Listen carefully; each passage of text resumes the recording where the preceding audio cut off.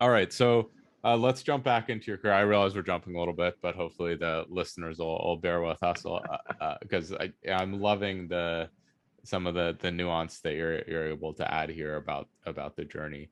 But what was next? Was Facebook next? Was there things in between? What was that process like? Yeah, like simultaneous with the consulting for the Protect Democracy group, I'd also tried to start getting internships at places as a data scientist. And that was definitely difficult.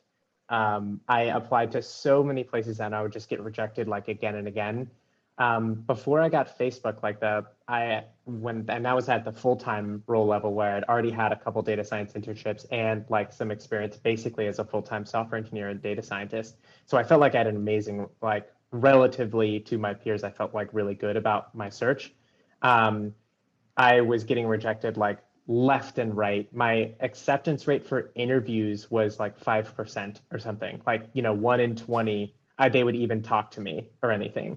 Um, and so that was incredibly, incredibly difficult. But to back it up a half second, I did a couple other like internships in data science as like a data science intern. Both of them were for a big company called Procter and Gamble. And they make like Tide and Bounty and Swiffer and everything. They're a massive, massive, massive company. And I view it as like a really good idea for a lot of candidates to try and get a data science internship at I'll call it like a second tier place. It's not actually second tier because you really are doing data science. They really need data scientists. But it's not a But in tech terms of, company per se. yeah, it's not a tech company. Like you're not at like Airbnb or something.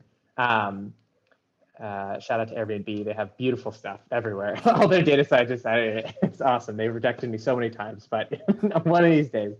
Um, yeah, so getting a data science internship at like a place that is a little bit not super traditional is like a really, really good option, even if you don't want to be there long term, because you can learn a lot. You can probably impact the business a lot because they haven't had 1,000 data scientists going over all their data all the time. So there's a lot more like low hanging fruit.